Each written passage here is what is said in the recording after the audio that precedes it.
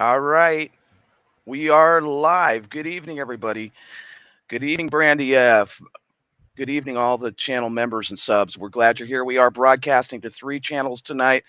So if you want to come to the main chat, it is at Off the Wall Prepper.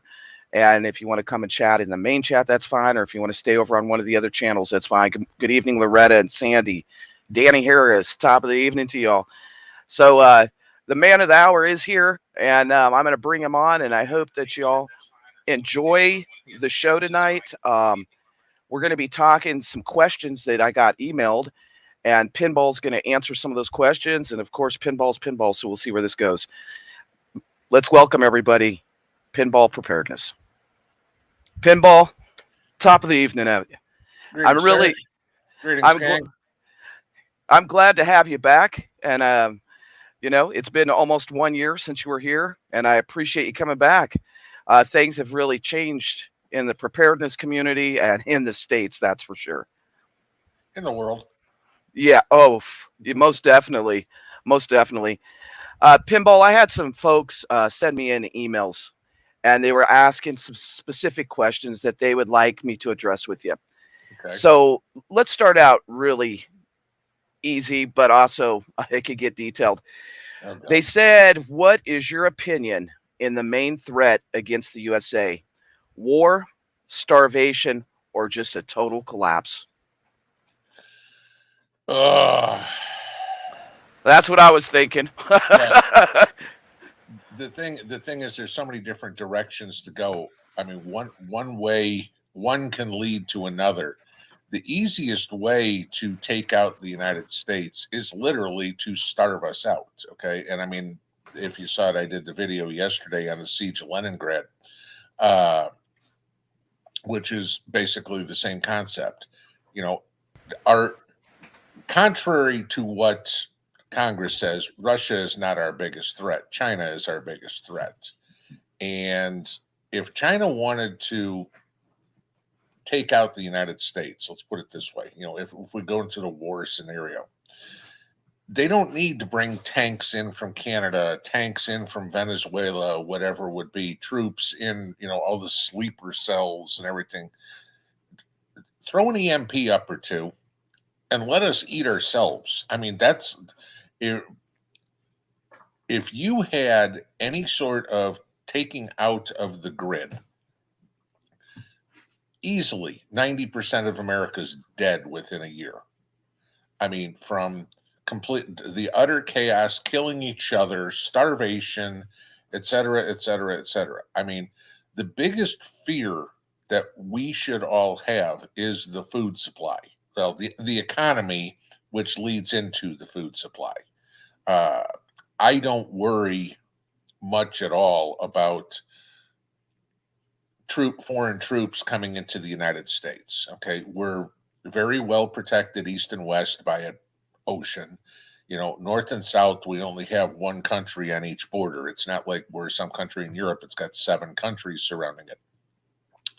But to to go after us economically, to go after us with any sort of infrastructure, whether it is going to be water or electricity, that that is by far our weakest point in the country, and that would raise complete havoc with because we'd wind up starting to kill each other.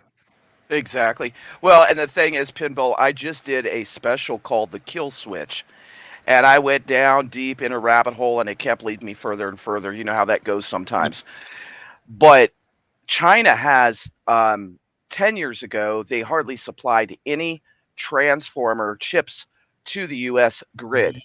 Yeah. Then in 2014, under the Obama administration, they started hiding that report from the United States, from the citizens, where it was public knowledge.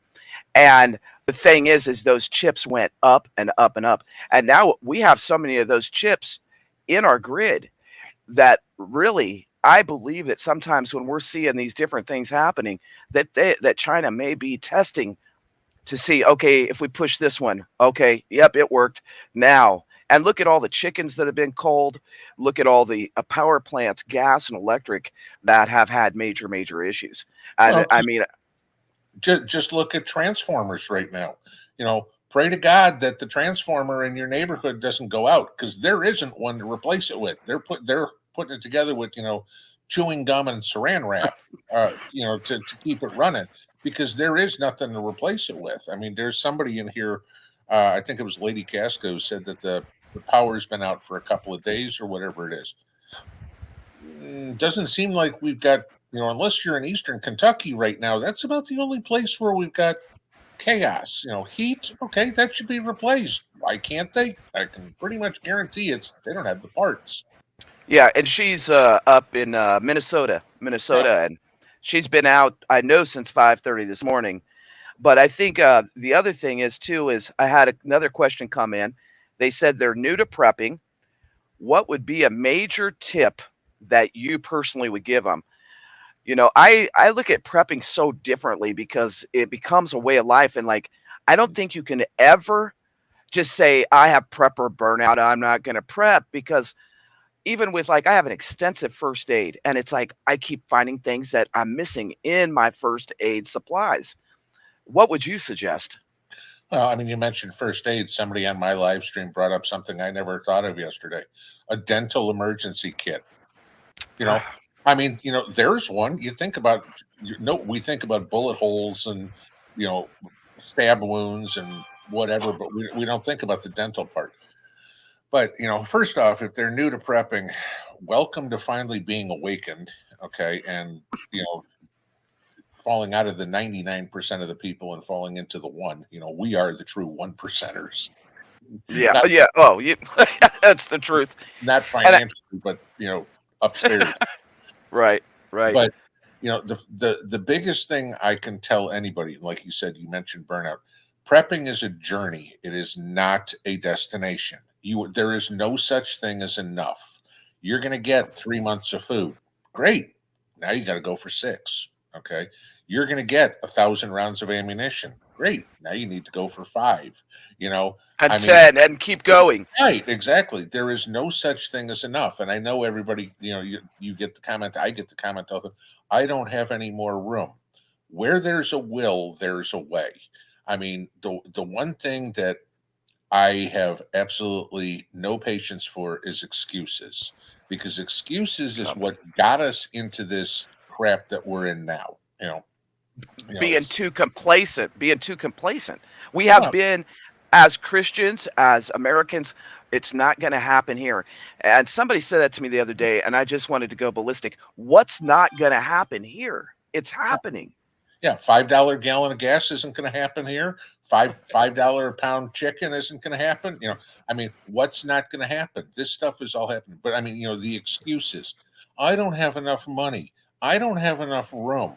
I don't. The only thing you're not going to have is enough time. That's the only thing you are short of. Everything else you can figure it out. All right.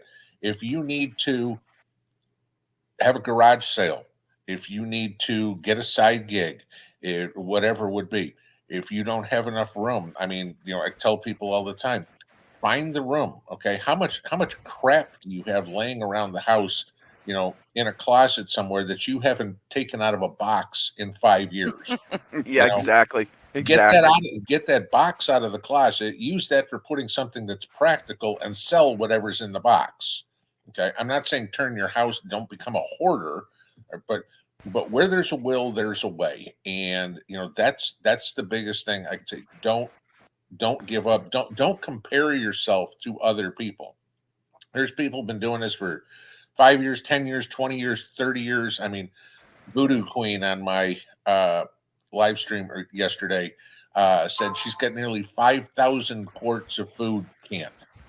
Okay, for her group. Yeah. Don't try to don't go, oh my god, I've got to get 5,000 quarts of food canned. You're not going to do that this weekend. Okay, it's not going to happen. All right. You got. I think the thing is that you have to take action.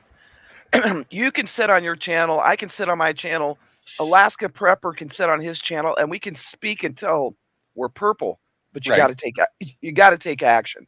As Bear Independent puts it, you got to do the things.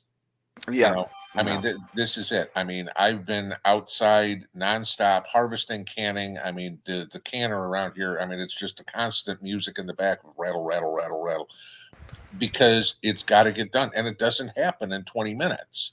You're talking, I mean, what was it? The other day, Mrs. P and I spent 7 hours in the kitchen making beef stew to can. It was all day. What was the project today? Can up 14 quarts of beef stew. That's what it took. You know, it took all day. But it's you got to do the stuff because it's not going to miraculously show up on the shelf. Yeah, and that's so true.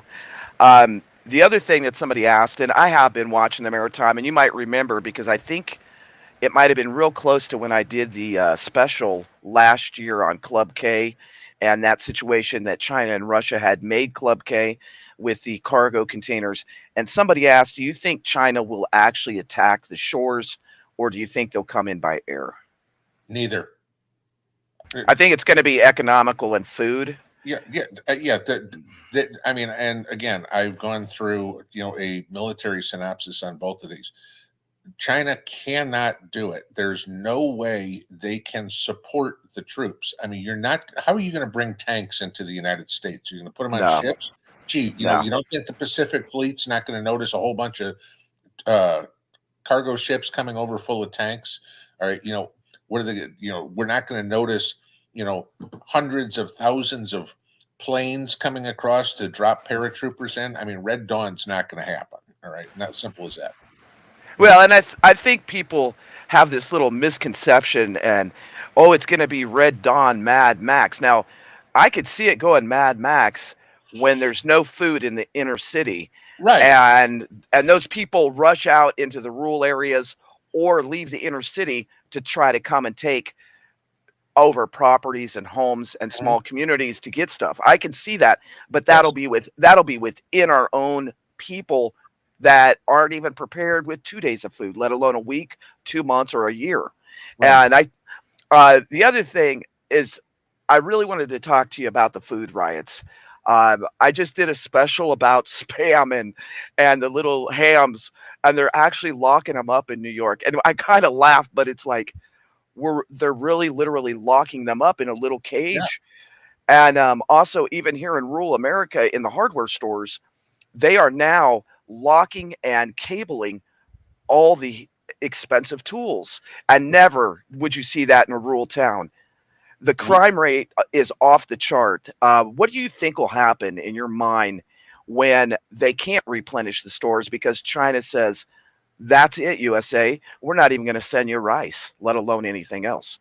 we were in the local hardware store. I mean, again, I'm out in the middle of nowhere too, and there's a little town near me that's got a do it best hardware store. Everything from lumber to whatever, and saw exactly the same thing you did. And I noticed that I'm like, holy crap, they've got the power tools behind, you know, the wire mesh and chained in. And I'm looking at this going, these aren't DeWalt tools and skill tools or anything like this. This is, some off-brand power tool. You buy a circular saw for $39 or whatever it was. We're not, but yeah, I mean, and this is the thing. Now when you say China shuts us off, that's the whole Nancy Pelosi thing here in the last couple of days. That's exactly the retaliation that we're going to get from China. It's not going to be shooting her plane down. It's not going to be attacking the USS Ronald Reagan, anything like that. They're not going to do that. China's going to do it real simple. Oh, all those widgets that we used to sell. Are you saying to me? Just going to cut us off. They're just going to cut us off. Yeah. Yeah, I didn't mean that towards you. I meant they're just going to cut us off. Oh yeah, no. I mean that's it. All those widgets that they're selling at Walmart for $1, they're going to go. Okay, now they're $1.50. You know, and they are going to strangle us economically. And my point has been for the longest time: get what you think you need now, because there is going to be a day very soon. I mean, there already is, when you go to the store and what you're looking to get ain't there. And it's not going to be the trivial things like toilet paper, you know. It's going to be semiconductors. It's, the things that we need to make life work. Yeah, yeah, very, very true. Um, I think that as we look at how involved the United States has got with China, I mean, once they took all of our stuff over the borders and out of this country for manufacturing, we are no longer number one in technology, agriculture. I mean, any of that. And it's like we're in like eighth, ninth, and 10th place. The only thing we're in the top three about is military, which thank Well, God we are. But with the leadership we have, with the leadership we have, that causes me a huge concern for safety and safety protocols in the United States as well. yeah, I mean, I'll agree with you that we're not number one in manufacturing technology. We're still number one in innovation. It's not like Yeah, we're yeah. it's not like we're stealing ideas from the Chinese and making them here. It's the other way around. Agriculture, we still are the breadbasket of the world. I mean, that's the one thing that we have going for us is if we shut down the ports and say nothing's going, the rest of the world starts starving real quick. You mentioned rice earlier. We get a lot of our rice from Arkansas, as opposed to China. But as for the military, yeah, I mean, we're screwed. I mean, you see I mean, and I've tried being ex-military. I try to explain this to people. The majority of the troops, okay, the boots on the ground, the guys who actually do the work, the enlisted people, you know, are primarily from the Midwest and the Mountain West. There aren't exactly and down south. Okay, there aren't a whole lot of people from New York City and Washington State and San Francisco joining the military. Okay, the liberals don't believe in the military, so they don't do it. The problem is you have the upper echelon. I mean, the guys sitting in the Pentagon, division level and above, that Obama completely broomed out anybody with any decent experience, decent knowledge, and put in all these woke bastards that, I mean, look at Afghanistan, okay? And that whole pullout. I mean, that was the biggest debacle ever. I mean, Ever. It was a particularly mess. Afghanistan. And, we can't handle a bunch of camel riders with AK-47s with our military. Hell, yesterday, what was it? We took out the leader of Al Qaeda with the Ginsu bomb. You know, I mean, talk about a drone strike with literally a missile that opens up, basically turns into a bunch of knives, busts apart, slices the guy up, doesn't blow up the building. We can do that, but we can't handle a bunch of guys running around on camels. Figure that one out. Well, and the other thing is look at the change in military. The actual military personnel. They purged the military. Mm-hmm. And then I had to laugh because I was in the Navy in 1983, okay? And somebody was telling me you could hold up a card and say, "I'm stressed out during boot camp." And I was thinking, "Oh my God, like seriously?" I can't imagine in 1983 if I held up a card, my company commander would have said, uh, "KJ, give me another 20, you Yeah, smart aleck." that's it. Yeah, I mean, the yellow card crap and everything like that. I mean, they were allowed to use it once a day.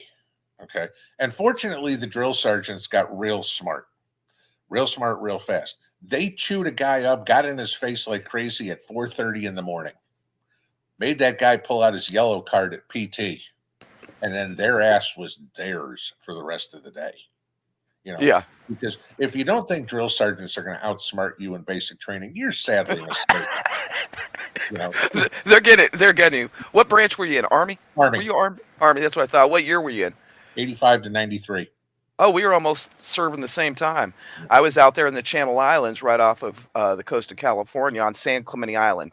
A lot of people misconcept that for San Clemente, the city, but I was out. I was out in the Channel Islands. They called it the Rock, and I learned a lot out there. It was the last phase of Navy SEALs training, so it was a very interesting place to be stationed.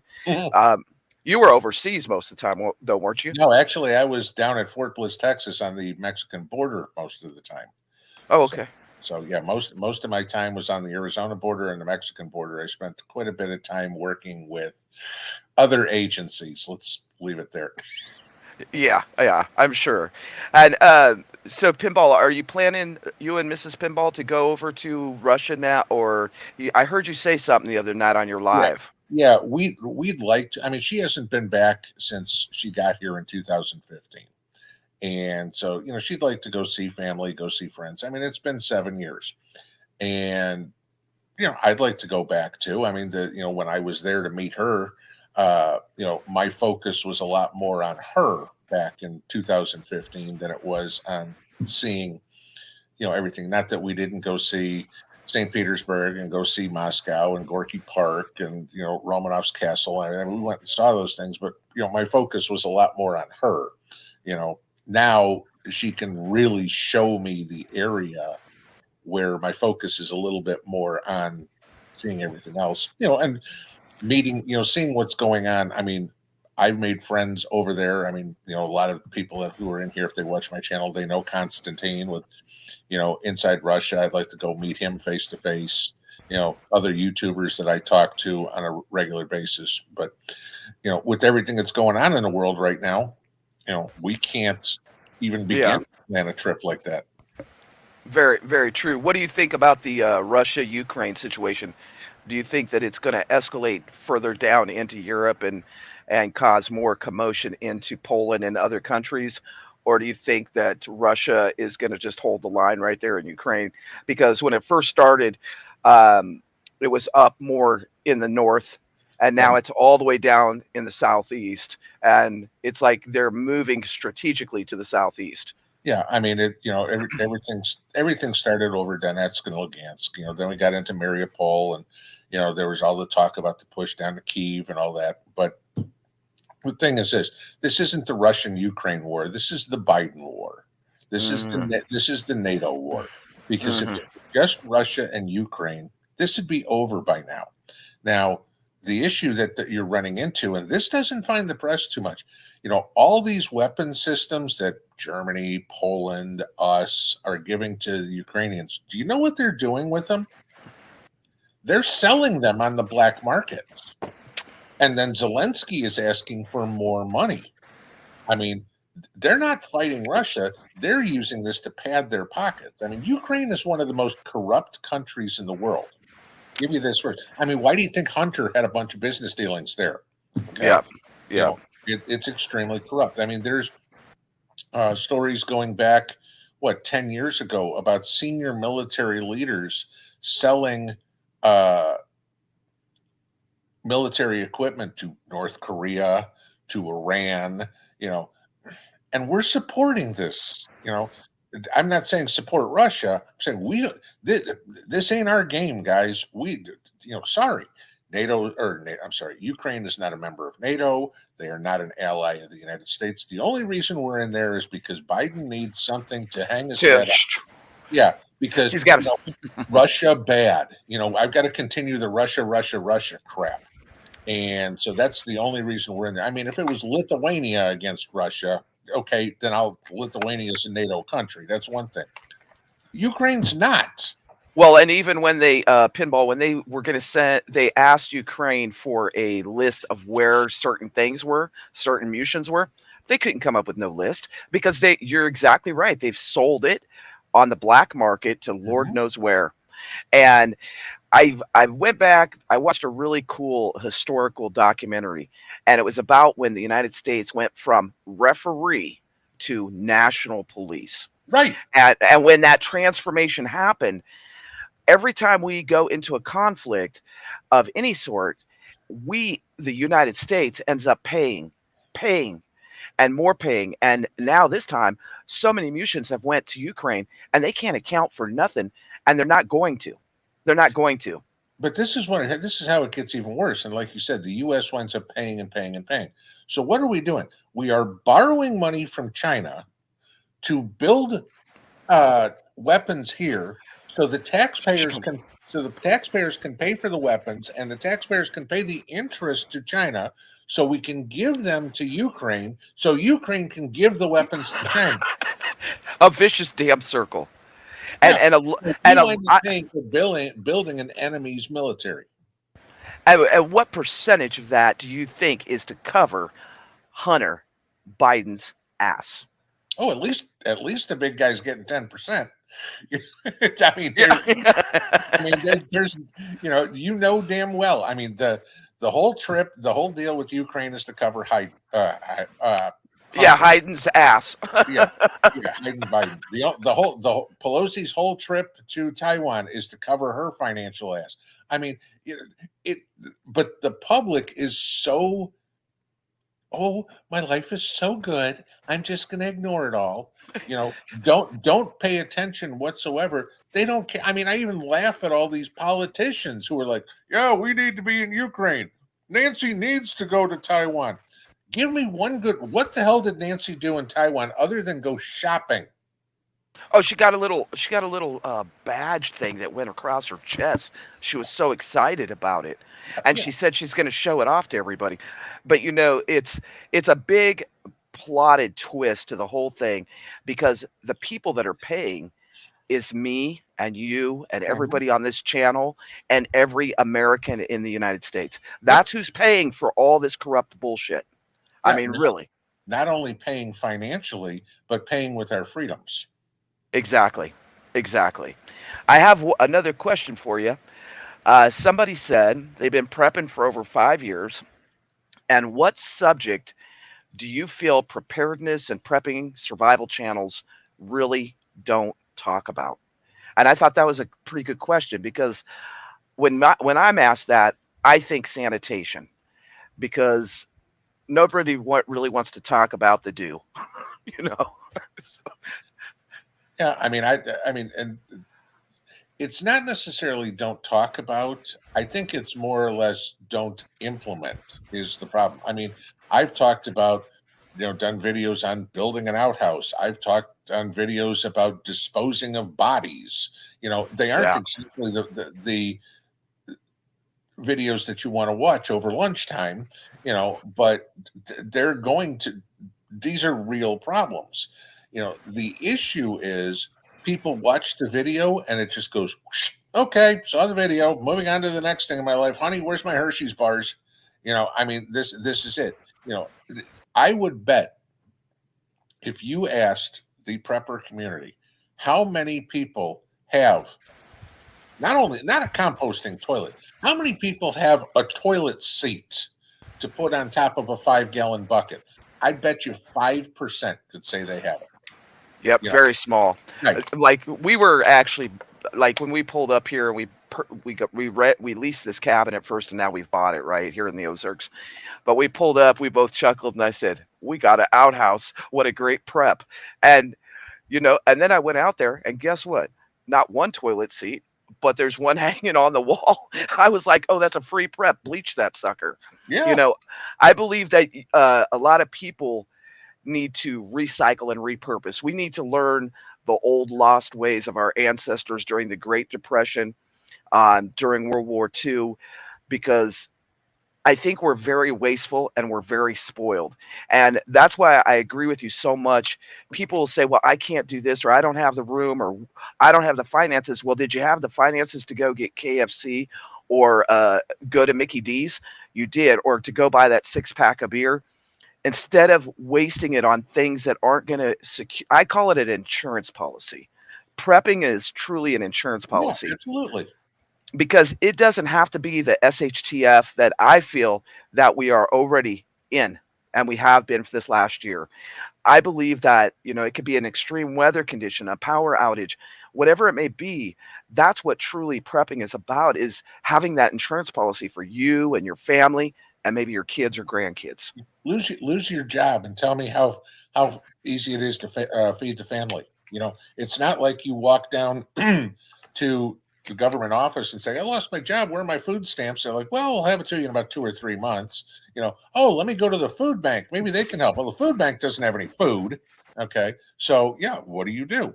But you mentioned sanitation. I mean, I did a video, maybe a couple of weeks back, on building an outdoor shower.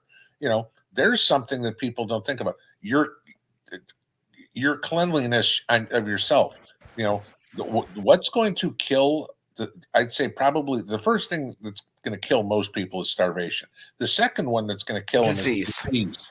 Yep. Okay, you know, I'm sorry, if you don't keep your AO clean and you don't keep yourself clean, the And your hair, the rats, the bugs, everything. Yeah, why is military all have everybody shave their head? It's for cleanliness. Okay. because of lice. It's because, I Yes. mean, let's just Right. talk truth. Yeah. Lice and crabs, Hmm. and no kidding. Yeah. And why do you wear shower shoes in the military? Right. Because of the bacteria and the fungus. Yep. And they teach you a lot of really good prepping things in boot Hmm. camp. Yep. And I think once people get out of the military, they still apply those things. Hmm. It took me years to quit eating so fast. I mean, I'm serious because you know how it was. If you're the last one at the chow hall, you were like, and you were trying to gobble down your food. And it's taken me a lot of years to say I can eat. I can slow down and eat. I still can't. I'll still finish dinner in 5 minutes. You know. Dragonflies yells at me all the time. You can slow down. You can slow down. I'm like, well, I just, And then also growing up in a family with 6 kids, it was like if you wanted seconds, you better eat your food and rush to the kitchen. Yeah. So But no, I mean the, the question is very valid, but it's not what we don't talk about. It's what we talk about and people don't implement. I mean, one of the biggest things I think that people don't implement is security. Everybody's mhm. answer is, I bought a gun. Whoop de freaking do. Okay. Sit on your front porch. Great. I'm coming in the backyard. What? How? Yeah, You know? Oh, I've got cameras. Great. Are you sitting here watching the video no, feed? No. Great. So no. what you got is you got film of the guy who just stole all your tomatoes. You know, who are you going to call? The police? The police don't exist. Congratulations, you know who did it. I hope that makes you feel better. Okay. Right. You know, but I talked about this a couple weeks, about a month ago, and we have an island out there where our water building is, and it's been a big concern to me that if people have a false sense of security about rural areas. And I'll tell you what, in a rural area, we have some challenges because one, we had a problem with the fireplace and the fire department couldn't even find us. So that being said, when systems go down, first responders could take hours or they might not find you, period. yeah. I actually put up bob wire throughout our tree around our tree line. I actually have put up fencing that intermingles with the trees that will hit you about knee high and knock you over. Yeah. And then I have some brutal things too. I do have traps if Hmm. an SHTF happens where I can throw those traps out there, but it is what it is. And you have to protect yourself security wise. Yeah. I mean,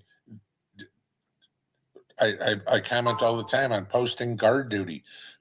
You're going to be pulling guard duty from 2 to 4 in the morning. That's going to be your shift. And what are you going to be guarding? Your tomatoes. You know, you are going to need to have small animal traps. You are going to need to, you need to know how to build a punji pit. You're doing exactly, you're doing exactly what I've said. Why I've got all these evergreens planted around my yard is to intertwine them with barbed wire. Why? Because the evergreens will block a vehicle from coming through and the barbed wire will block the people from coming through. It may Yep. not stop them, but it's going to slow them down enough where I can get into position. If I'm on the back side of the house, I can get to the front side of the house and keep them at 100 yards out. Yeah. Well, and the other thing is, a lot of people have a false sense of security with cameras, and we actually have alarms that are solar operated, and even the system inside the house is solar, so Mhm. that you don't have to run on batteries, and it alarms us as they are coming closer into our perimeter. Yeah. But there's still the empty spots. I mean, we're sitting out here in the middle of 300 and some acres of forest. And I told Dragonflies, we have a train that comes through this small little town that's close to us. Do you think people aren't going to hop a train like they did during the Great Depression when there Mhm. was, what was it, 2.1 million people became hobos? Men jumped trains to go find jobs. Mhm. And do you think that that's not going to happen in 2022 or 2023 whenever this really breaks out? Right. They will. They will. And people are going to, the animal instinct, the animal mentality is going to take hold when you know that your baby and your wife haven't ate for 3 days. They're going to take it at any means. And they're going to take livestock. They're Mhm. going to take livestock. Well, I mean, and I'll agree with you on the false sense of security in the rural areas, because I guarantee you there's plenty of people that live in the rural areas that are completely unprepared as well. I mean, Mm, yeah. I am, I'm on a peninsula. My town is on a little peninsula surrounded by Norris Lake. On the other side of the peninsula, there is this big community, $1 million homes and Cadillacs and everything like that. The big boats, you name it. I guarantee you, not a single one of them has more than 2 weeks worth of food in the house. And they're going to, and here these are my neighbors, if you will. They are going to be the first threat that I'm going to have to deal with. It ain't going to be the Chinese. It ain't going to be the people in Knoxville. It's going to be the local people who all of a sudden go, he's got a garden. That guy has chickens. I'm hungry. Yeah, you're exactly. I mean, that's point on. I mean, and it's sometimes your neighbors can be an asset, but as I've talked about here on Off the Wall Prepper, sometimes those same neighbors that were happened to be at your house when the package got delivered, and you being a dummy opened the package and they seen MREs, or they see all of a sudden a lot of packages coming to your home.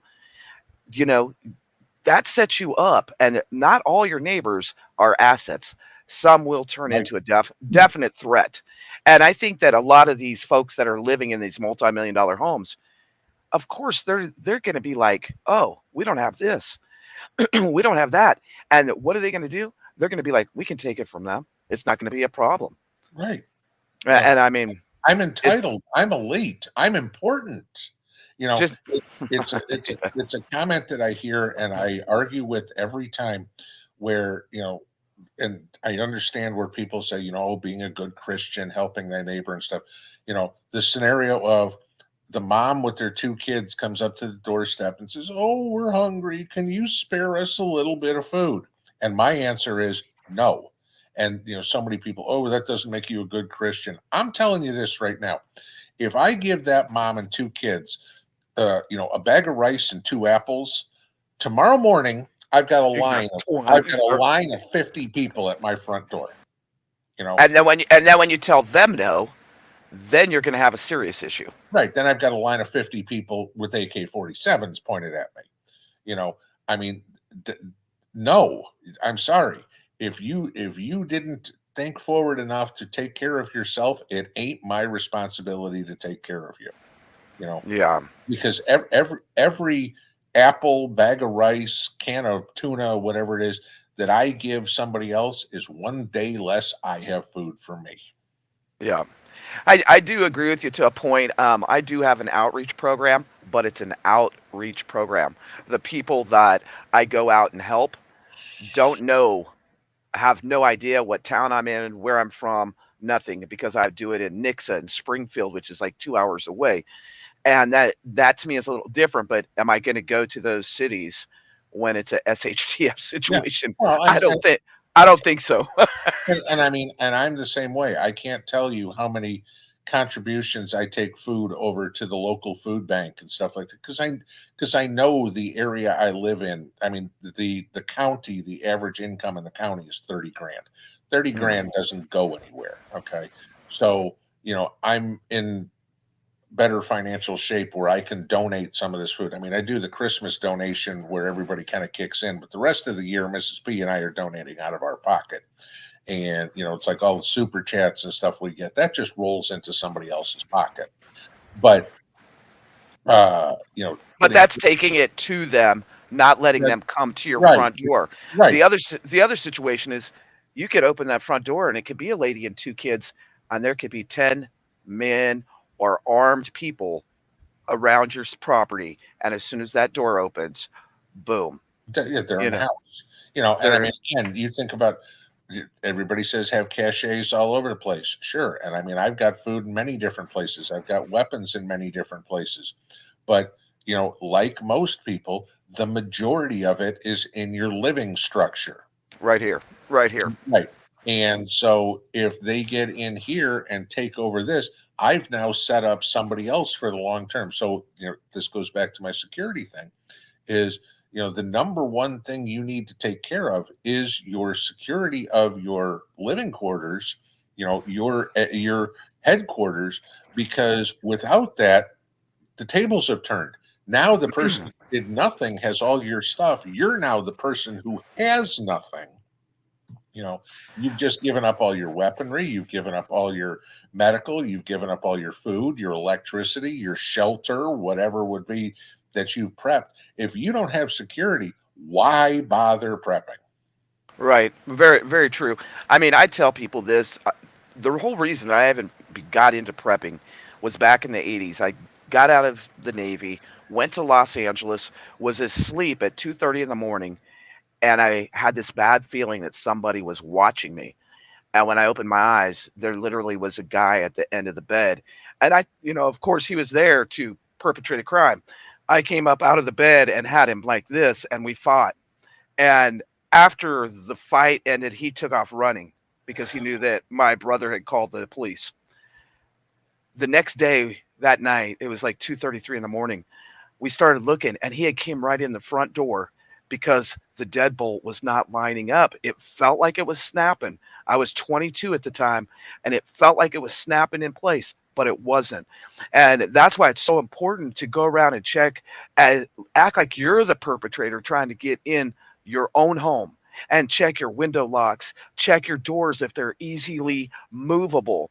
There's a lot of things that you can do. Also, landscaping around your property. If you live in an environment where cactuses are plentiful, put some of those cactuses around your window. It kind of makes it hard for the guy, or you hear them scream. Rose, There's rose bushes, blackberries, anything like yeah, that. I mean, those are great ideas. I mean, it's something that I have mentioned before. If you've got friends or neighbors or whatever it is, run an exercise. Some Friday night or whatever it is. I'm not saying over beers because that's not a good idea. But you know, tell everybody, hey, sometime tonight, I want you to see how close you can get to my house without me noticing. And yeah, you're going to wind up spending all night, because maybe they do it at 10 o'clock, maybe they do it at 2 o'clock. But, you don't know if they're going to come in from the north side, the south side, whatever it would be. They're going to come into a tree. How close are they going to get before you realize they're there? And that will tell you quickly where all your holes are in your security, because chances are your friends are going to know the layout of your land. All right, so they're going to go, okay, this is a good place to sneak in, and then this is a good place to go to, where a marauder's not going to know that. All right, but if the person that knows your land, they're going to help you find what the holes are in your security. So now you know exactly where, okay, I need to set something up here and here and here. And again, as much as I do believe in cameras, the only thing that camera operator is good for a kid's job. Okay. yeah. You've got kids. They can sit in front of that screen and watch the 6 boxes where all the cameras are. And if anything happens, they can tell you that's good, or, pick something, your 97-year-old grandmother or whatever. That's a good job for them. But then do they have a way to communicate? Do they know how to radio the person that is on guard duty? Hey, there's a person coming into the backyard off the south corner. Okay. Now all of a sudden you've got two guys that are watching the south corner, and something moves and bang, they're down. But this is again why I say the lone wolf mentality is, Is yeah, you're gonna die. You're gonna die. a lone wolf needs one prep. That's it. One prep only, and it ain't a gun. It's a shovel. They need to dig a hole 6 feet deep and go lay in it. That's it. That's what the lone wolf needs to prep. And I've had so many people say, "Well, I'm gonna grab my gun and I'm gonna grab my dog and we're gonna go do the dang thing." And I'm like, "What? Bury yourself?" Yeah. I mean, really, honestly. But I think another thing about security is the layers. Like you can build layers from your dwelling out, out as a quarter of a mile, a half a mile, to where that you're alert. Like we have, a fence, and then we have the bob wire, and then we have the camera. And the further out you can view or see that person or acknowledge that they're there, the better off you're going to be because you're going to be prepared that they're coming your way. Right. The more time you have to Yeah. respond. I mean, that's it. Yeah. You don't, your only defense isn't blackberry bushes underneath the living room window, Right. because by the time somebody gets to your living room window, it's too late. Okay. Well, and you don't want them hanging off your window frame, and then you're like, oh, there's someone there. Yeah, where's my gun? You know, Well, and I honey, talk, would you get my AR? but hold on, you got to run across the house, pinball, and Right, it's not loaded, and you don't have clips ready for it. right. You know, if you are going to carry or have any type of weaponry, you better one practice with it, two honestly know what the law is in your state and be prepared to actually use it. And well, me and Dragonflies have this scenario that basically wherever I'm at, I can grab something Hmm. that is to defend myself. I don't want to be making a mad dash across the cabin. Oh, the guy's coming in the front door. Where do I got to go? You have to be prepared wherever you're at. And I think that's a true insurance policy. And that's why I always bring up about the break-in in Los Angeles. When you get so comfy in your own home that you don't think it can happen there, guess again. Yeah, Guess again. I mean, there's Nightbot makes a comment in here, says survival is so much about isn't so much about the supplies you've accumulated as it is about the skills that you've learned. I mean, Uh, and that's I mean that's a lot of my channel. It's at least how I present things. Knowledge is the most important prep that you can have. Knowledge on how to grow your food, knowledge on how to protect yourself, knowledge on how to keep yourself warm, how to keep yourself cool, what's going on in the world, how you can foretell the problems that you may face so you can be ready for them, because there's not, the element of surprise is a great thing to have when you're the aggressor. It's a real shitty thing to deal with when you're the one being infringed upon. mhm. Well, I think that's really important. It's like you gotta look at prepping in an overall picture. You really do. So many people get down one lane. They get down one lane. Like I'm just gonna be weapon, weapon, weapon, weapon. Well, what about food? What about water? What about purifying water? I mean, when you really get into being a self-sufficient, self-reliant person, there's so much and skills. Like go to the channels here on YouTube. There's some great creators, but go somewhere that's going to feed you with knowledge, that's going to teach you skills, because those skills are going to be very sought after and helpful when the economy does collapse or the food riots start. Well, and you're spot on. And I mean, again, I'll say this. This is kind of something that I say often. I know I keep saying that, but you know, what I see with a lot of preppers is everybody gets tunnel vision on food. You know, Yeah. oh, No. I'm storing food. I'm storing food. I'm storing food. I'm storing food. That's great. Okay, I'm not going to tell anybody not to do it, but I have a year's worth of food. Cool. What do you do on day 366? Oh, I never thought about that. Yeah. Do you know how are you going to replenish your food? Do you know how to grow a garden? Do you know how to butcher a chicken? Yeah. Whatever it would be. No. Those are, again, we're talking about skills you need to have. I mean, what did the Navy teach you? The Navy taught you skills. How you use them depended on the situation. You know, that was it.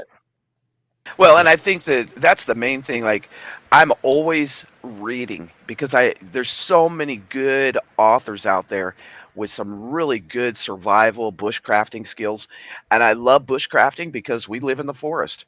And I think when you start really not only reading, but then taking it and applying it to your life and get out there and do it. Get out there and practice those skills, because also, fishing and hunting. Some people say, "Well, I'm going to fish and hunt."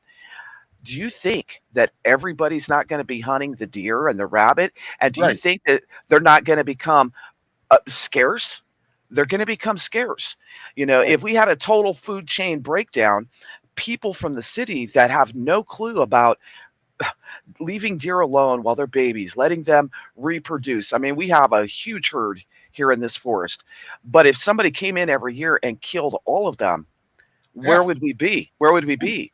Right. And people will go animal instinct ballistic and not even think about that. And the masses, Don't think about, what about seeds? What about having heirloom seeds? What about growing gardens in your own home with the hang up baskets, the herb gardens? Learning some of the natural remedies, learning dandelions and bark tree bread, and how you can make maple leaf soup and dandelion soup. Yeah. All those things are kind of a lost way. Well, And you I, go you go one step further, even with that, like you were saying, with the hunting of the deer and stuff like that. That's so many people's answer. I'm going to go hunting deer. Have you ever done it before? No.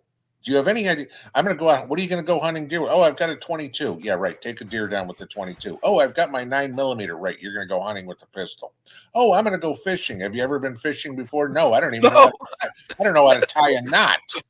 You know, I mean, do you have an ample tackle box? No. Oh, I've got some fishing line, and I'll use a tree branch. Okay, you're not Huckleberry Finn. Well, they might think they are. Yeah, congratulations, welcome to starvation. You know, there, and I don't mean to sound like Debbie Downer, but there are so many people that have this uh, false sense of, oh, this is going to be great. The whole world's going to burn, and I'm just going to be perfectly comfy here, sitting on my porch, drinking my lemonade, watching the world burn as I'm eating my steak dinner and Mhm. frying up my potatoes and doing whatever, and the world's going to burn around me. And I'm thinking to myself, you're kidding me, right? You don't think that there's going to be somebody who's go, hey, look, a cow. Hey, How many? pinball. We used to have a saying in the Navy, and it was "pull your head out of your ass," Yeah, and that's, I mean, honestly, pull your head out of your ass, because do you think that you're going to sit in your home and, oh, everything's comfy cozy, and everybody else is out there acting wild and crazy, and that it's not going to affect you? Be it if you're in a city, rural area, it does not matter. The fentanyl in this country is out of control. We don't need a zombie apocalypse, because the fentanyl coming into this country has made people become zombies. yep, I mean, honestly, and they will do crazy stuff. And people, when they're starving and they see their baby starving, do you think that they're not going to do whatever it takes to get yours? right. And you think about it. The first time they see an electric light on through a window, the first time they see a campfire going, the first time they smell food cooking, A okay? hamburger. Yeah, I mean, I don't care if it's a skunk, okay? When they smell meat cooking, which in an SHTF situation with no cars and all that sort of stuff, where you're not smelling exhaust or whatever, where you're going to be able to smell something cooking a mile away. Yep. Hmm, where's that? Look, there's smoke in the sky. We're all going that way. 30 people all coming at you. And now you're going, oh, flip my burger. And all of a sudden it's like, freeze, we want your burger. And you've got a line of people that are armed around you. How are you going to deal with that? That's the reality of what is going to happen. You know, Yeah, and too many people, I call them Billy Badass preppers. They think they're Billy Badass, and until you're in a situation where you're seeing someone starve to death, which is slow and painful, someone dying of dehydration, someone disease filled. I mean, have you ever seen a child with rickets? I mean, that's what happened mhm, during the Great Depression. Children had rickets, and it is sad. And then, talking on the sanitation end, what about your trash? What about your dew? Those things are going to cause you to get ill. What about when the water goes off and all that is coming up into your home, and you're sitting there in a pile of dew? mhm. You have to take steps to actually, we can sit here and talk about it forever, pinball, but until you take the steps as a prepared individual, man, woman, or child, elderly, disabled, it does not matter. Until you make those steps, you're going to be screwed, blued, and tattooed. Well, and the very first step, and this goes back to a question you gave me earlier, the very first step that you have to do is find other like-minded people, because nobody can do it all themselves. All right. Okay, you got your spouse, your kids, whatever it would be, and that's great. But you're going to need your neighbors to be with you or whatever, because all of a sudden, if something happens, you are going to need to have that tribe, that community. If 30 people come marching up the street armed, ready to take over my house, I need backup. I need other help. And they should be okay with doing it because they should know, well, once they take over Pinball's house, I'm next door, I'm going to be the next house. You know, Yep. so let's stop them before they get. But So Brandy F has a question. She said, "What is the one question you ask someone to trust them? Normal situation." I honestly, I'm not going to go out and say, "Hi, I'm a prepper," and right, uh, I I don't do that. I want to get to know somebody and get to know them through general conversation. Do you have common interest?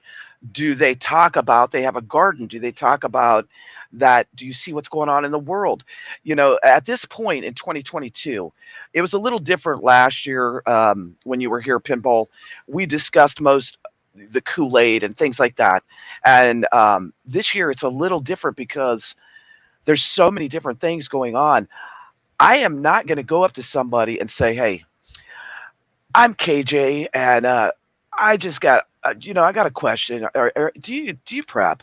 I'm going to keep that word out of my mouth and completely. And I'm sure you feel the same, Pinball. it's not. There isn't one question you can ask to trust them. Trust is earned. Okay, No, it's a you'll remember this comment from the military. I have to respect the rank. I don't have to respect the person. Okay, exactly. but it's not like, do you have a garden? Yes, I trust you. Yeah, It doesn't work that way. Okay, a lot of trust is going to come from observation more than conversation. And you look at, okay, I see somebody in the grocery store who just picked up 2 flats of green beans. Okay, that would pique my interest. Or he's got 3 cases of canning jars in there. Okay, that might pique my interest. Whatever. Maybe I start a quick conversation. It's like, yeah, hey, I'm doing the same thing. I'm going to put up a bunch of chili this afternoon or whatever. Who knows how this one starts? You go into the gun store. I mean, this is something that I suggest to everybody is get to know the guys at the local gun store. I mean, not the customers, you're going to meet them, but get right. to get to know the people at the local gun store. That's Uh, funny. That's funny you said that because just this morning on my live, I did a big shout out to Earth Outdoors in Mount Grove, Missouri, to Dennis because he owns Earth Outdoors, which is all ammo and guns. And he has MREs and he's up on the gun laws and what's changing and what they're trying to pass. And not only that, he can tell those gun shop owners can tell you you should get this type of weaponry because it's easier for us to get ammo for it. Like, a lot of people used to get 410s. You can't get ammo for it. You can't even find a 410 anymore. But yet 9 millimeters and different ones, he said 10 and 12 gauges are a great gun to have. And he has become he's my customer. And now we've become very good friends because he always is updating me on this is what's going on. This is what they're trying to pass. And you're getting it from somebody that's highly involved in the industry. mhm. And that can go into many stores. I mean, there's one guy in a local IGA here that follows my channel. So every time I walk in there, he says, "Hey, prepper, what's up?" But he can give me a heads up on what's going on in the grocery world. What they're not able to get, what they are able to get. I mean, these are the things. It's observation. Learning with these. God gave us 2 eyes and 2 ears for a reason, so we can listen and watch twice as much as we talk. I know Well, that's really weird coming out of somebody that's on YouTube, but uh, you know, fortunately, most of us that are on YouTube are well experienced in a lot of the things we talk about. Well, and I think a lot of times too, the thing that you got to think about is the person that you have real. You kind of take them in, and you're like, okay, everything's fine. Sometimes that person could be one of the biggest threats. Mhm. And right now in 2022, honestly, I have I have a radar up right now because it's like we were at Dragonflies was in Aldi's, and she bought like 6 or 8 things of coffee, and a little kid just brings mass attention to it. And she came out of the store and she's like, "This is what happened." And I said, "We got to change our shopping habits." So we no longer go and do a big haul. We split it. We still do our hauls, but we split it up because when people, just like you said, that you notice somebody has canning jars or they have green beans in 2022, I think a lot of those people will take note of that, especially if you're in a small community. Well, and They're going to remember your face and or maybe your vehicle. right. Yeah. Well, I mean, I've had people tell me stories, and I've talked about this many times. You've got to be aware when you go to a store. There's people getting hijacked right in getting their grocery carts yanked out of, taken from them at gunpoint in the grocery store. You got to watch, your rear view mirror and as you're driving to make sure you're not being followed. Uh, you know, people live obliviously to, oh, I'm just going to go about my normal thing and nobody's going to pay attention. Trust me, if I'm paying attention, so is everybody else.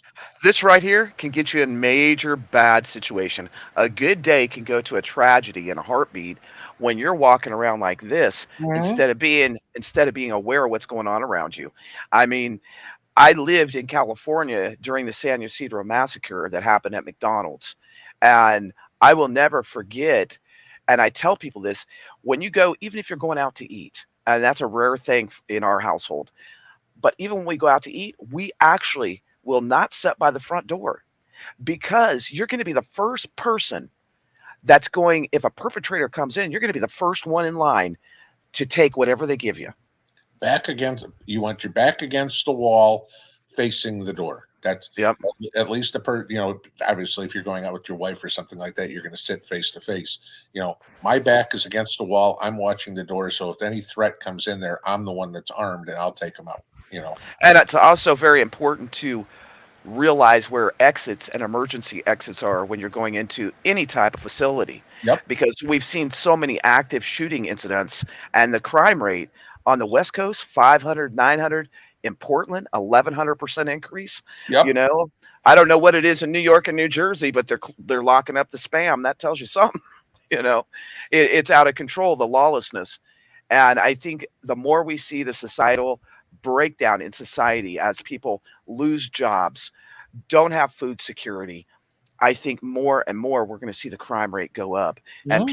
people are just going to go ballistic and do whatever. Well, we've handcuffed the cops. You have all the defund the police go on. I mean, you ask anybody if you had, somebody's stalking me, somebody's threatening me, and the cops will tell you, we can't do anything until they actually, commit a crime. Yeah. Okay. So whatever happened to the protect part of protect and serve? Okay, it isn't there. So basically what the cop's telling you is, well, yeah, we'll be sure to investigate once he does rape you, once he does murder you, but we can't prevent him from doing it. So Well, if you can't prevent him from doing it, then that tells me it's up to me to prevent him from doing it, and I will take care of that.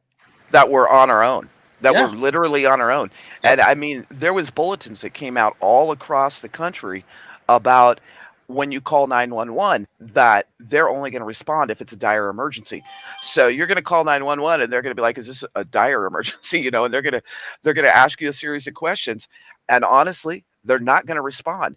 There's places in Philadelphia that they have given up the streets to the crime Yep. and the drugs. And Mhm. they're and if you look at cities all around the country, we have become this third world country. I mean, we really have. And it's really sad. Some of the most beautiful cities that I've been in are now just drug infested, fentanyl infested, crime infested, and the cops don't even want to respond. We have to be our own protectors. Look at London as a perfect example. There are areas of downtown London, okay, we're talking world city here, where the Mhm. police will not go at night. There's your answer. Sorry, 911. Okay, the sun comes up about 7:30. We'll see you then. I'll be dead by then. Well, then we'll send the coroner too. Yeah, and it has really come to that around the world. And that's why I keep telling people this is not just in the States. This is worldwide that these things are happening because there is a new great agenda, and it's in fast motion because they've said it at the World Economic Forum and the WHO. They have a small window of opportunity, and they are putting it full force. Yep. And the They're only putting thing the only thing that stops this from complete. I mean, if you want to break this down to the most minutia here, the only thing that stops the World Economic Forum, the WHO, the New World Order, and everything like that from completely going in, it breaks down to one thing, and that is the Second Amendment. Because without the United States on board, the World Economic Forum can never implement their plan. And as long as the people in the United States are armed and can fight back, they can't do it. Why do you think there is so much of a push to disarm Americans? If they can disarm us, they can run roughshod over us in the World Economic Forum, and that all those ideas of all these elites just come straight over the top. Here we are, it's done because we have no ability to fight back. The only thing that is protecting the world right now is the Second Amendment. Yep, yep. You're right on. But that's, I mean, I've always aligned with what you thought and things since last year when you were first on here. And Pinball, can you believe we've already been on for an hour? I said 20, 30 minutes, but I knew that would happen. I knew I I know had. it. I'm doing it. It's been almost a year. I can't believe that it's been almost a year since you were here. I still go over to your channel. I enjoy it. I know everybody in the chat enjoys you. The thing is I think that don't get comfy. Don't think that it's going to go back to the old United States of America. I now call it the States of America Yeah. because we're so divided. And we, as a prepping community, as prepared community on YouTube, we need to unite and have more of these collabs and be an example to the community that we can unite. At this point, I've been saying this. There's only two parties left, and that's traitors and patriots, Mhm. and that's it. That's it. I mean, this is it, and what everybody should remember with their goal to prepping, there is an other side. We are going to come out of all this chaos. Yep. It's who is left standing on the other side is the one that is going to determine the future of the country. Yep. And it's our responsibility to be the ones that come out the other side and rebuild this country for our kids, for our grandkids, in the way that we grew up, not in this socialist, you know, utopia, green energy bullshit utopia here that the liberals want, where everybody's a slave to the government. Well, and the green energy deal is so far out there. It's so far out there. And I mean, really, if you look at all these sanctions, even the sanctions against Russia, Russia's laughing. It didn't hurt Russia. No, It's their hurt. economy's gotten better. The ruble's gotten stronger. What did Germany do today? Germany started restarted a coal plant today. Gee, what happened to your? We're going to do everything on solar and wind. Guess that didn't work too well, huh? And it won't work. I mean, it's just how it is. It will not work. But we should have seen this coming when the pipeline. It was the first thing on that agenda when that pipeline got closed down. That number 45 worked so hard that I will say he worked so hard to get it back going, and then boom, as soon as it changed hands, Day it was one. like it was day one. I It think was day one. literally, It was day literally. one. It was the first thing Biden did. It was his inauguration day. He stopped Keystone. I mean, and I'll give you this, and maybe I did the math on this one time and talked about it. All this push for electric vehicles and oh, we get okay, and everybody knows there aren't charging stations, and we don't have the infrastructure. You have to have charging stations around like gas stations. We don't have it. Everybody knows that. Right. But this is the one thing people don't realize. In order to have electric vehicles powered by solar, okay, which is what they say they want to do, no coal, no nothing, just to power the cars, the 290 some odd million cars that there are in the United States, not the trucks, not the farm implements, not the construction equipment, just POVs, just personally owned vehicles. You would have to cover the entire states of Utah and Nevada in solar panels just to power the cars. Now, Hold on, doesn't that sound like a great plan? I mean, I just want to, you think about that. It's like, okay, and like I said, that's not including trucks, trains, construction equipment, farming, the electricity you have in your house. Gee, we've got to cover the entire state of Utah and the entire state of Nevada. Ever been to Las Vegas? What do you think the power bill is for the city of Las Vegas? Or how many solar panels would you need to run the fountains at the Bellagio? How many solar panels? How many solar panels would you need to run all the slot machines at the MGM Grand? I mean, think about this. Okay, so in order to power the United States, we have to cover the entire country with solar panels. Great. Where do you live? I mean, hold it, under a solar panel. oh yeah, there you go. I mean, if anybody hasn't, when you stop and think about this, okay, when you actually put it into reality, the entire green energy movement is a money grab. That is it. Is so Al Gore and John Kerry and Greta Thunberg and Leo DiCaprio and all these people can get richer and richer and richer by running their mouth. That's it. Because, gee, Bolsonaro the other day, when Leo DiCaprio was bitching at him about what was going on in Brazil, Bolsonaro came out and said, well, you know what? Get rid of your $530 million yacht and then talk to me. But what's really funny, Pinball, is that okay, old Nancy went to Taiwan, right? Oh, on her private jet, on her private Boeing. Actually, that was a military jet she took. Oh, well, military, but I'm saying like it was just for her, and then we sent over a fleet, the USS Reagan, Right. and the list goes on and on. But let's go to green energy; it works. Right? Yeah. Okay. We got a question. We got a question. Southern Prepper 3 said, what are both of your thoughts on another lockdown? I'll give you mine real quick, Southern Prepper 3. Mine's quick and brief. I never took the first lockdown and I won't take another. I think there's a point that we have to come to in the states of America that we don't shut our churches down, that we don't comply, and there is a possibility of maybe going to jail, maybe having a disturbance, but there's a smart way to do it. I say use your head before you use your fist and your weaponry. And I've always said that. But I'm not going to comply. I work inside medical clinics and hospitals as an outside vendor. So this week, all of a sudden, it changed again. Put on your face diaper. And I told the lady, I said, this really makes no sense. Supposedly, it came from Wuhan. The mask, the face diaper comes from China. I'm not wearing it. Period. And I thought maybe she'd call corporate, but she just shook her head and said, KJ, okay. And I think it's the point that we have to use our voices to stand up for what we truly believe in. Yeah, because, we have to. We can't just be complacent all the time. I'll agree.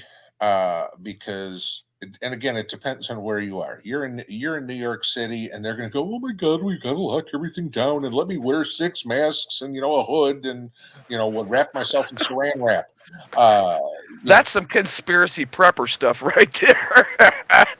but the majority of the country, the flyover states, are going to be like, you know what? It was a waste of time last time. Not putting myself out of business. Not doing it again. You know what? If I want to go tiptoe through the tulips, I'm going to go tiptoe through the tulips. And, that's it. And a lot of businesses this time are going to say, no.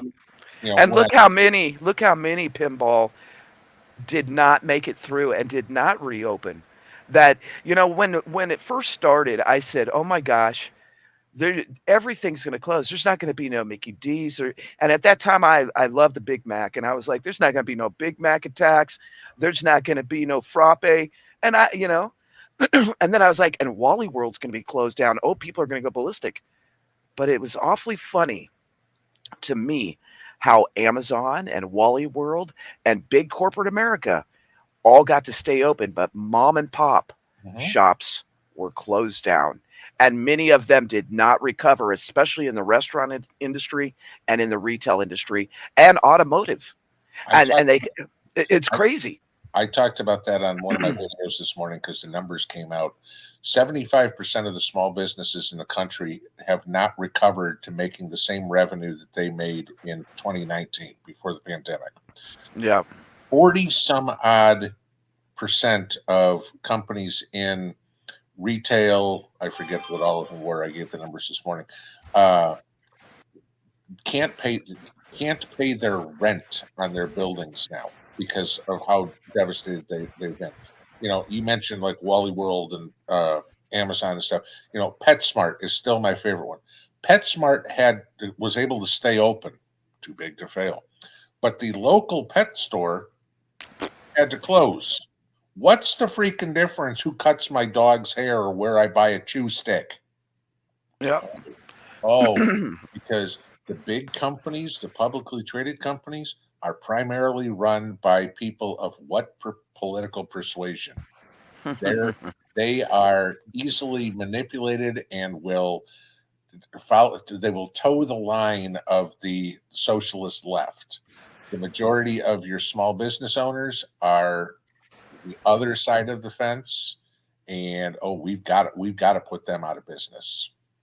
Yeah, and it happened. I literally talked to this business. There was like a big antique store, and she had had the business for almost 28 years. And I pulled up there a couple weeks ago, and here's a sign up on her billboard: "Thank you for 28 wonderful years." And I was like, "What the heck?" And I walked across the street, and she said, "We're done." And I said, "You're done?" And I'm talking two-story floor, 2 floors full of antique vintage items, survival items, all kinds of stuff. And she said, "We can't make it." And I Mhm. was like, "Wow, 28 years as an anchor in a community, and you're done because of what happened." And it has economically really hurt the middle class and the poor. Well, and again, why can't you make it? What's the big one? Numbers came out this Rent. rent comes up. Why aren't people buying in the store? Well, gee, credit card usage just went up to a 20-year high last month because people can't afford to buy gasoline, food, electricity. They certainly aren't looking to go buy antiques when they're Right. going, crap, I got to feed the kids tonight. So, this is the other part. If we can, you look at Pete Buttigieg, it's, oh, good gas prices, high gas prices are good. They'll get people to buy electric vehicles. The reason that the left wants to keep all the prices high is because it will crush all the small businesses. And Yep. again, that gets rid of their competition. That's what they are trying to do. It is so important for you and me and everybody else, if at all possible, to buy our stuff from the local mom and pop shops and not from the Walmarts and the Amazons because it's more convenient. Sure, I understand there are some things that you just have no choice to do. But And I've been preaching that for months, Pinball, yeah, honestly, because without without the local mom and pop shops, we will have no price. There will not be ever any price fluctuations or any price type wars. mhm, It will be, this is the price, pay it or starve. This is the price to repair your car because we're the only ones that can do it. And yep, once you take away the entrepreneurship in this country, it is going to be devastating economically. It's yep. going to be it's going to be a disaster. I talked about that on my morning video today about the destruction of competition. If there's one grocery store in town and they say grapes are $7.99 a pound, you want grapes, you either pay $7.99 a pound or you grow them yourself.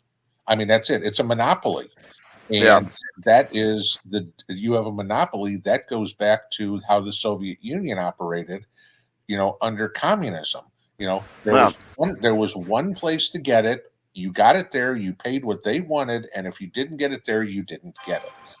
Well, and that saying goes way back. You supply, if you control the food, you control the people, Yep. and that's even with controlling goods. Controlling goods, period. Mhm. You're going to gain a big upper hand over the population. No, we're the only Um, place that has motor oil in town. If you want to drive your car, you pay whatever we want for motor oil. You know. yeah, yeah. Well, and when I'll tell you one thing, I used to be a power seller on eBay pinball, and the lobbyists went to DC, and that's when all that penny shipping came about on eBay. How can I, as an American, compete with a penny shipping when the same item's costing me $7 or $10 to ship? Mhm. And that was the first eye-opening thing when I went from pushing in a big cart to I can't do this anymore because I can't offer you penny shipping unless I'm gonna, put it in the price. And then if I put it in the price, you're gonna be like, well, your price is way higher than this guy. Right. And it was one of those things that it just took over, and it really put a lot of American entrepreneurs that were selling survival equipment, fishing equipment, and all different things from the States. It put us out of business. It Yep. really did. It Mhm. really did. Bottom line. And imagine if that goes nationwide with you can only go to Wally World. You can only go to this place. The beauty of America has always been the hard work and the dedication and the entrepreneurship, the innovative thoughts, the innovative ideas and industries and things that we have created, and that will be wiped out. Wiped out. The rug will be pulled out from under us. But and you want to add insult to injury on this one. 50% of the people that work in this country work for small business. Kill all the small businesses, and now you have 50% unemployment. Gee, in the Depression, we had 25% unemployment. Yeah. Yeah. This is what people need to think about. This is why current events, knowing politics, people say this is a politics channel, not a prepping channel. And no, I'm sorry. It is prepping. It It is. is You have prepping. to know this stuff because if you don't put the pieces of the puzzle together, it's going to hit you like a baseball bat right between the eyes when all of a sudden the store that you've been going to for 28 years is out of business. Yep. Yep. You're so right. Pinball. We've been on an hour and a half. I, I I, get I, my ass. I really, really, really appreciate you coming back. And we always have down to earth talks. And everybody, let's show some love in the chat for Pinball. Throw out those hearts as the OTWP mag does. Uh, we really, really appreciate you being here so much tonight. And I think the main thing as a preparedness community on YouTube is that we have to keep striving so that we don't just survive, but we actually thrive through bad situations. And to have that insurance policy, I think is so important. And the only way to do that is day in and day out, fill in your blanks, look around you at what maybe you're lacking in, and keep going. Don't stop. Don't say I got prepper burnout, because there's no such thing. Do one thing a day. That's all anybody can ask. Yep. One thing a day. If it's picking tomatoes today, do that one thing today. If it's canning those tomatoes tomorrow, do that one thing. Anything you do after that is gravy. But if you do one thing a day, you are ahead of 99% of the people in this country. And that's important. And it's important. Security is really important. But there's so many things in when it comes to becoming self-reliant and self-sufficient. We can call ourselves preppers. Preppers have kind of gotten a bad name, but we can call ourselves preppers. But it's really about having that insurance policy for our families, our kids, and making a difference in the communities that we live in, finding your local mag and keep on striving. Be it if it's one can of tuna or if it's a can of spam, wherever you got to go, just keep on working at it. And I think that if you really set back and you keep doing that, I think that's a good word of advice, Pinball. I actually put up a prepping list, and it was real simple. Do these things each week. And it was a simple list, like purchase 1 gallon of water or store 1 gallon of water for each a family member. Get a can of tuna, get this or that. And sometimes, it's prepping on the cheap, learning to utilize what's around you, recycle and repurpose like they did during the Great Depression, because we don't have to purchase every new gadget. It's not Prepping is not about that. It's about the skills and learning. And that is going to give you a big achievement too in being ready for something. Yep. I'll tell you what, Pinball. I hope to see you before my next year on YouTube, but I'm glad that you came back. And what night is your live? Is it tomorrow night? Tuesdays and Saturdays. Tuesdays Last and night Saturdays. Saturday. Okay, all right. Well, I appreciate you being here. And as we say here at the OTWP, big prepper hugs at you, and keep doing the dang thing, everybody. Let's show some love in the chat. God bless you, Pinball. Right at you, brother. See y'all. All right. God bless. Thank you, sir, for being here. Bye now. Bye bye. All right, everybody. Thank you so much for being here tonight. I know that we missed some of the questions, but I hope that you enjoyed Pinball being here because I sure did. This was the second time that he's been on our show. And I thank you all so much for being here. God bless each and every one of you wherever you're at, from our little cabin here in the Ozarks to your home. Keep doing the dang thing, prep, and don't stop. God bless from here in the Ozarks. This is OTWP signing out. Hey, do me one favor on the way out. Just one little favor, y'all. I ask it as a favor to the channel and to the preparedness community that you hit that thumbs up,